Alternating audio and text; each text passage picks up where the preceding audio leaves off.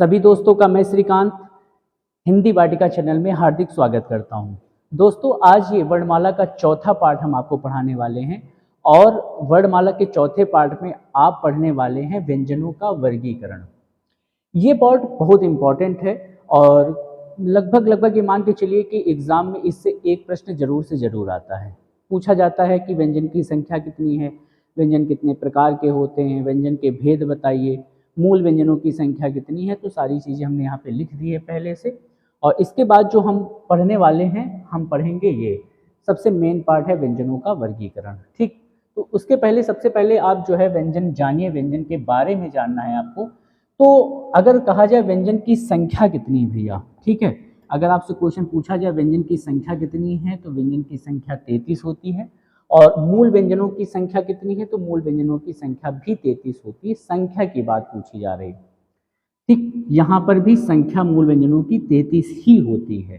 ठीक, लेकिन अगर आ जाए कि व्यंजन के कितने प्रकार हैं, अगर आपसे क्वेश्चन पूछा जाए कि व्यंजन के कितने प्रकार होते हैं, इसके पहले हमने जो पार्ट 2 पढ़ाया था वो बहुत इंपॉर्टेंट था, उसको देख लीजिएगा। उसमें व्यंजनों के बारे में हमने पूरा आपको डिटेल पढ़ा दिया है। अगर इसमें पूछा जाए कि व्यंजन के कितने प्रकार हैं, तो ये जरूर देख लीजिएगा। प्रकार में ही मूल व्यंजन है, प्रकार में ही कुल व्यंजनों की प्रकार में ही आपको व्यंजनों की संख्या मिल जाएगी। इसमें सबसे पहले नंबर 1 पर आपको मिलेंगे स्पर्शी व्यंजन। ठीक है, स्पर्शी व्यंजन, ठीक, ये नंबर 1 पर इनकी संख्या जो है वो कितनी है, इनकी संख्या 25 मिलेगी। इसके बाद अंतस्थ व्यंजन, अंतस्थ व्यंजन, और इनकी जो संख्या है भैया, इनकी संख्या 4 मिलेगी। और फिर इसके बाद ऊष्म व्यंजन, या इन्हीं को हम संघर्षी व्यंजन के नाम से भी हम जानते हैं। इन्हीं को हम संघर्षी व्यंजन के नाम से जानते हैं। इनकी भी संख्या 4 है। ठीक, अब देखिए, अगर इनको टोटल काउंट करेंगे, यहाँ पर ये स्पर्शी व्यंजन, स्पर्शी व्यंजन की संख्या कितनी हो गई, स्पर्शी व्यंजन की संख्या 25। अंतस्थ व्यंजन, इनकी संख्या कितनी हो गई, अंतस्थ व्यंजन की संख्या 4 हो गई।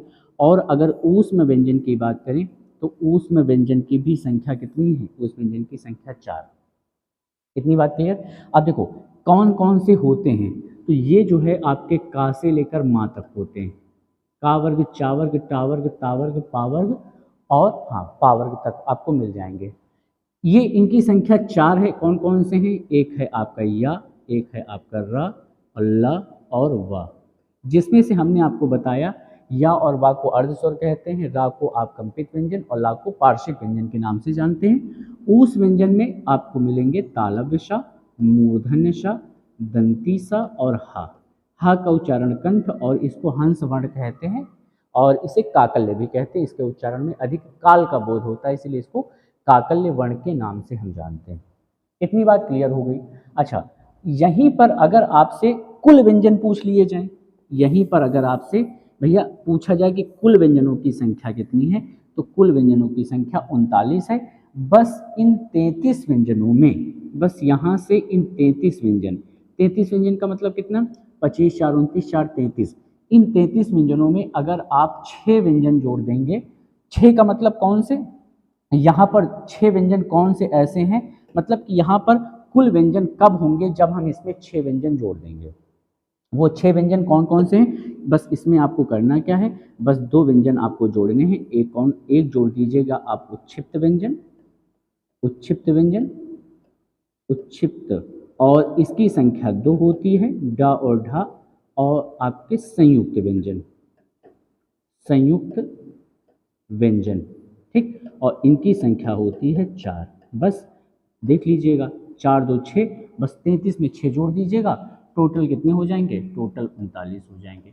लेकिन अगर मूल व्यंजन पूछे तो मूल व्यंजनों की संख्या कितनी आप लगाएंगे, 33 ही लगाएंगे। कुल व्यंजन की संख्या 39, मतलब कि आप कह सकते हो कि अगर सिर्फ व्यंजन की बात करें, इन 33 व्यंजनों में अगर हम 6 व्यंजन जोड़ देंगे तो वो आपके क्या हो जाएंगे, कुल व्यंजन हो जाएंगे।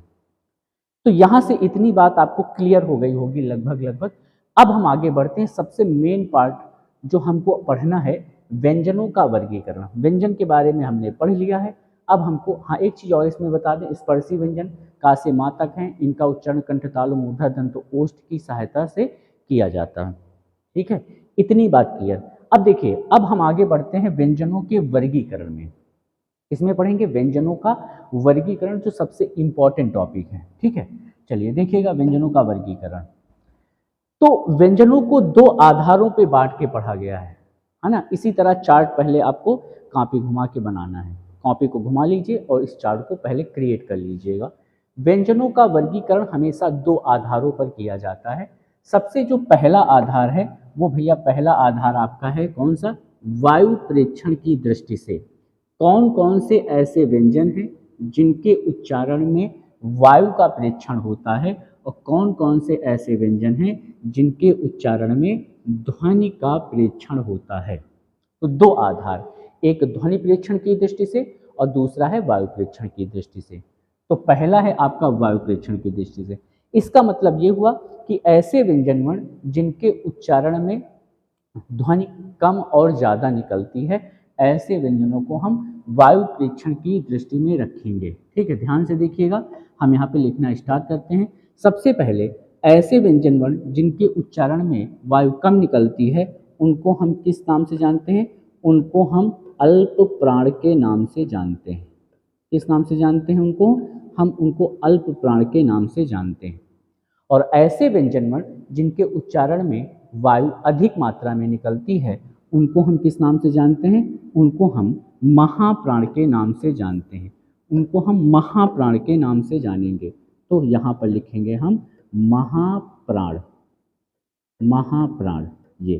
ठीक, अच्छा, सबसे पहली बात देखिए, अल्प का मतलब होता है कम और प्राण का मतलब होता है वायु। ऐसे व्यंजन वर्ण जिनके उच्चारण में वायु कम मात्रा में निकलती है, प्रेक्षित होती है, उनको हम अल्प प्राण कहते हैं।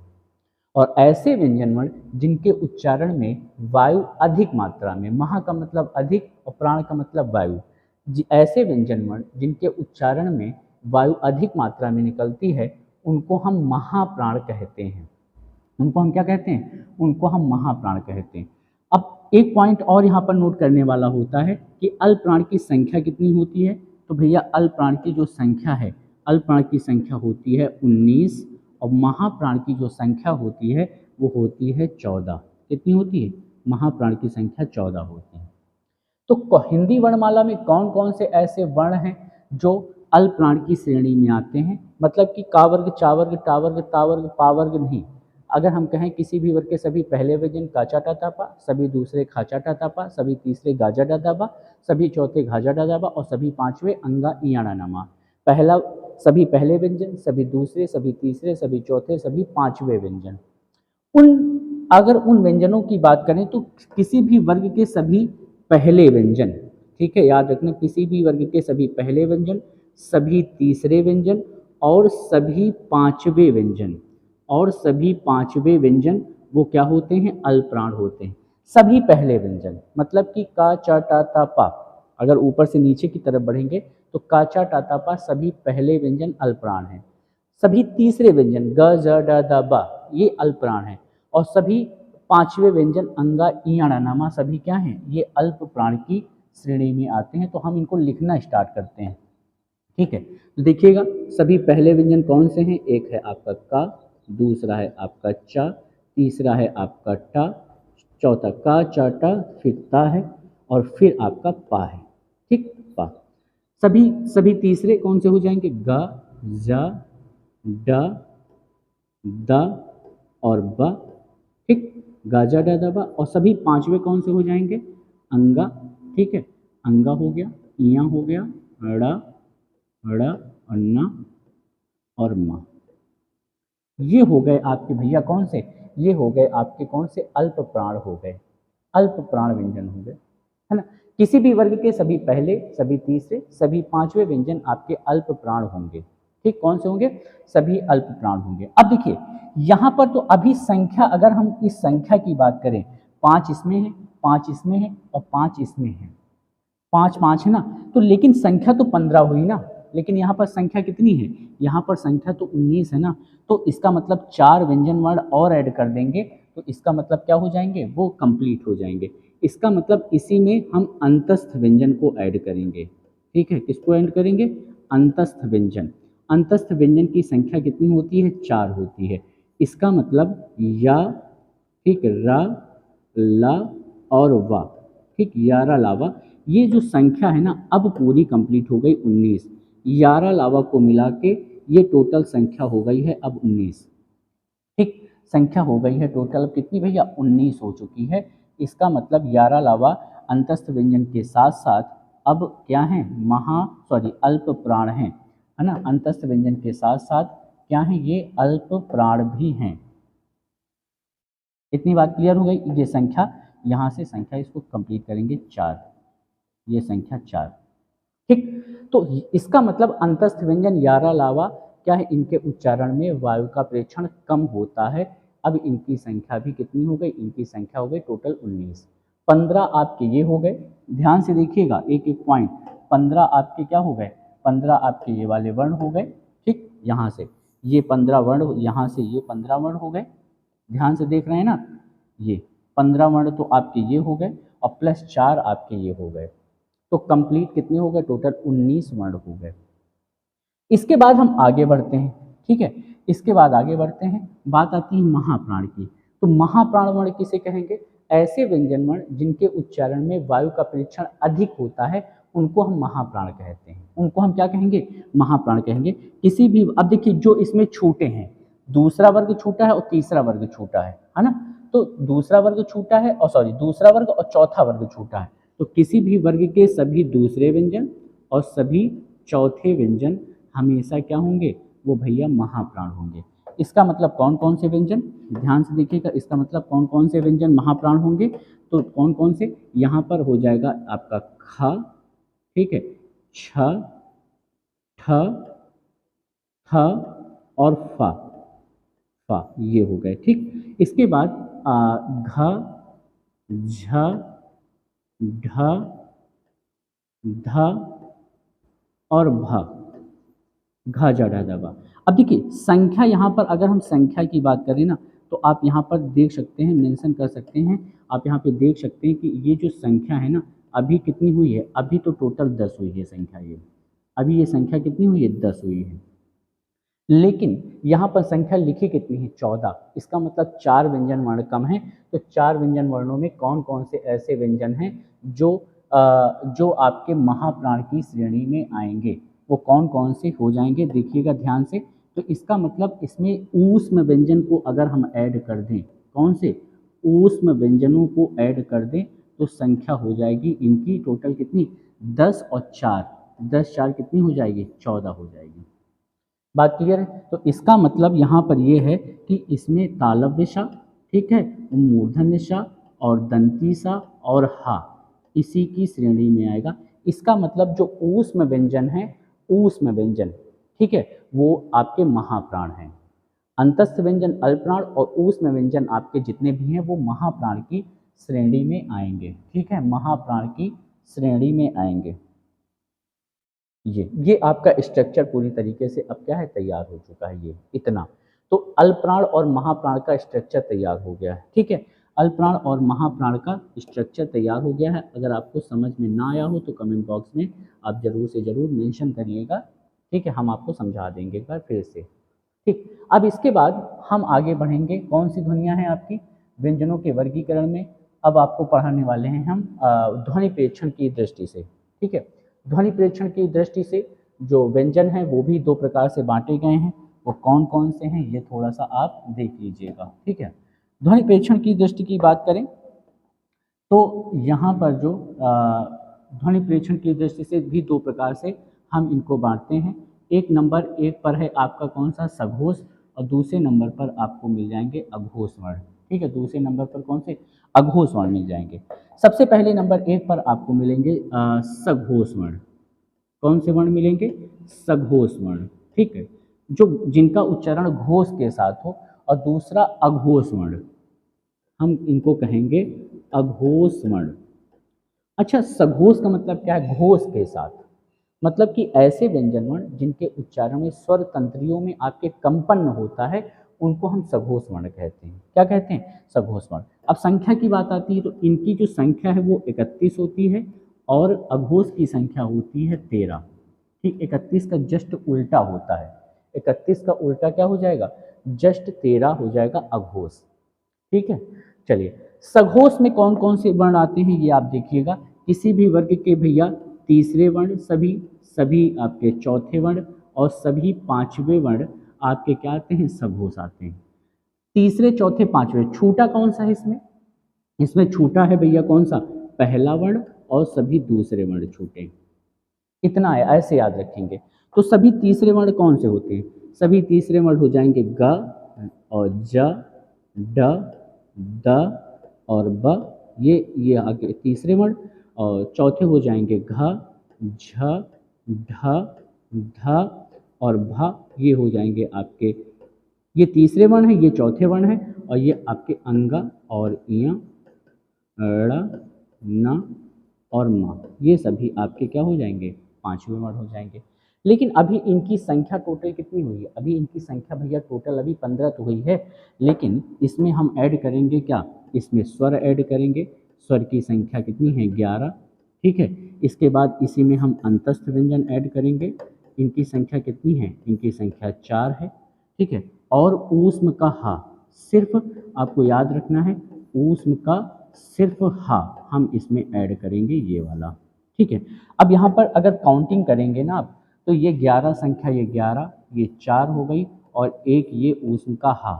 ठीक है, यहाँ पर आप जोड़ सकते हैं कि 15।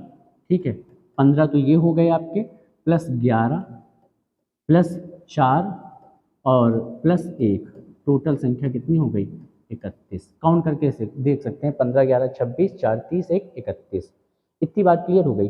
देखो अब यहाँ पर इसको ध्यान से समझिएगा, इसका पैटर्न समझो भैया आप सबसे पहले। ठीक है, पैटर्न समझो। पैटर्न ये बनेगा कि अंतस्थ व्यंजन, ऊष्म व्यंजन। यहाँ पर देखो, अंतस्थ व्यंजन और ऊष्म व्यंजन, ये पैटर्न समझिएगा।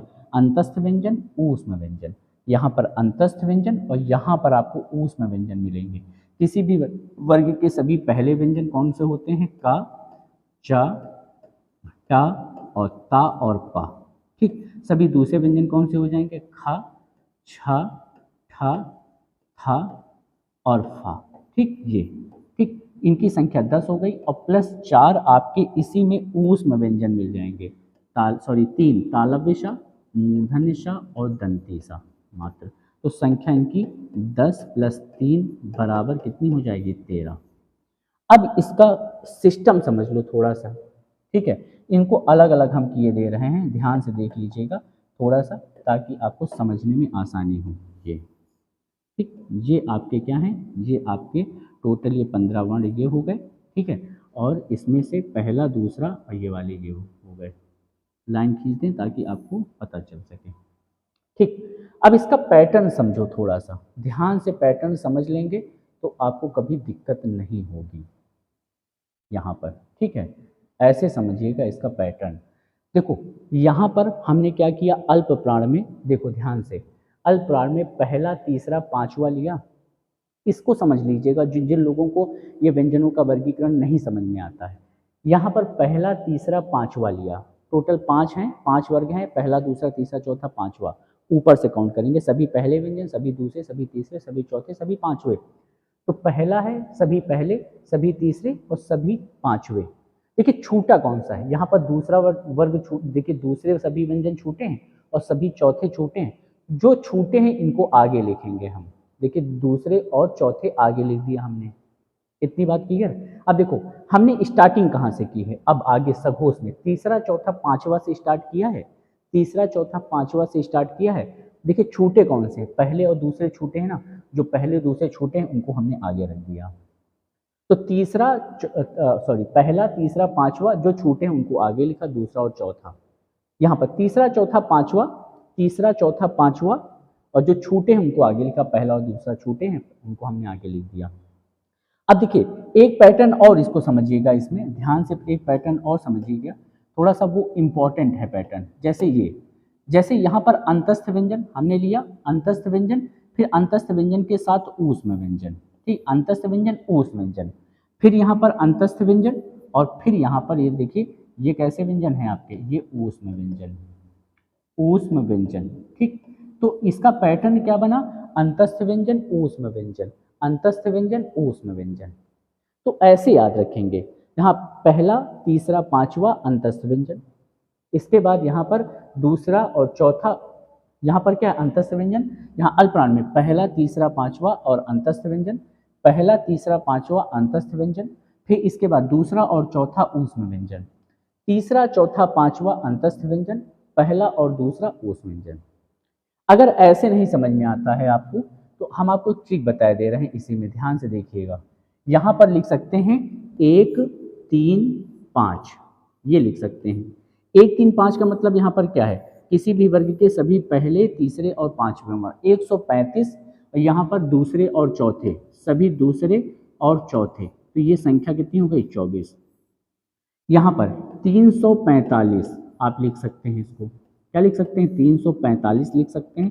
345 लिखने का मतलब क्या है, 345 लिखने का मतलब तीसरा चौथा पांचवा, तीसरा चौथा पांचवा, और यहाँ पर किसी भी वर्ग के पहला और दूसरा, यहाँ पर तो ये क्या हो जाएगा, ये संख्या, यहाँ संख्या नहीं है ये ट्रिक है, याद रखना ये क्या है ट्रिक है।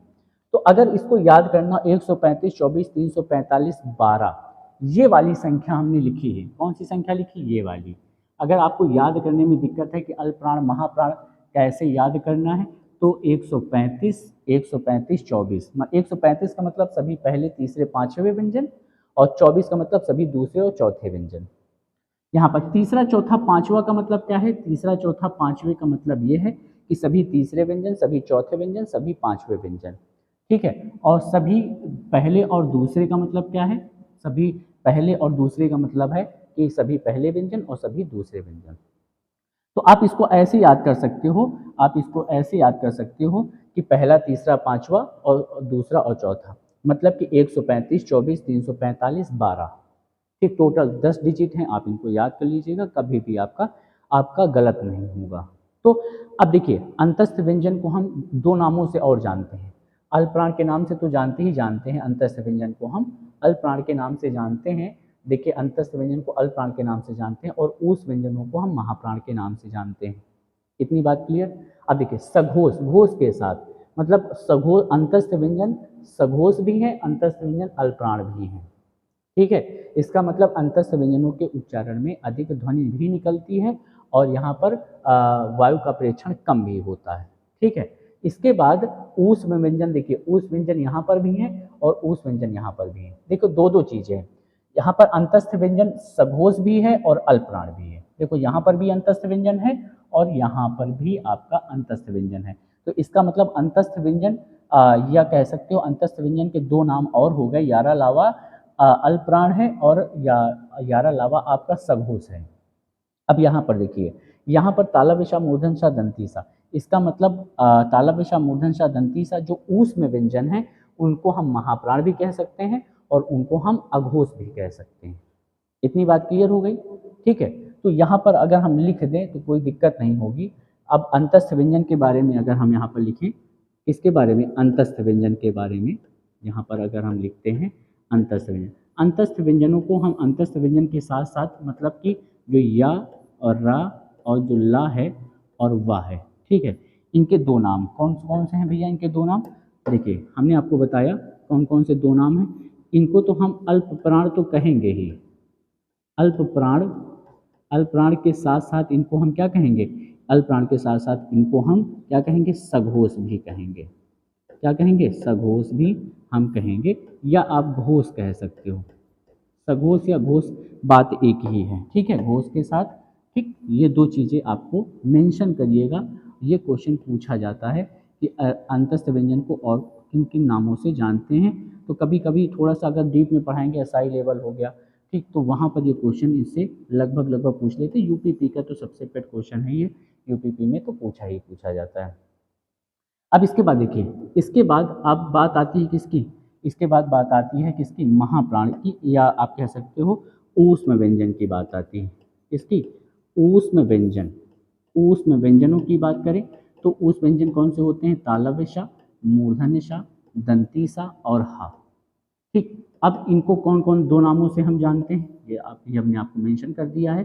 कौन कौन से दो नामों से जानते हैं? एक तो सबसे पहले हम इनको महाप्राण के नाम से जानते हैं, महाप्राण के नाम से जानते हैं, और दूसरा हम इनको अघोष के नाम से भी जानते हैं। जो ऊपर पैटर्न बना है, अगर आप पैटर्न याद कर लेंगे तो कभी भी कोई भी क्वेश्चन आपका भैया गलत नहीं होगा। ठीक है, आपका कोई भी क्वेश्चन आपका कभी भी गलत नहीं होगा। इतनी बात क्लियर? तो इनको याद रखिएगा, ये बहुत महत्वपूर्ण है। ये आपको वीडियो कैसा लगा, ठीक है, कमेंट बॉक्स में मैसेज करके बताइएगा। ठीक है, वीडियो अगर अच्छी लगी हो तो लाइक करें, शेयर करें, अपने दोस्तों के साथ शेयर करें, और हमारे हिंदी जो चैनल है हिंदी वाटिका, उसको ज़रूर से ज़रूर सब्सक्राइब करें। वीडियो देखने के लिए बहुत बहुत धन्यवाद। जय हिंद, जय भारत।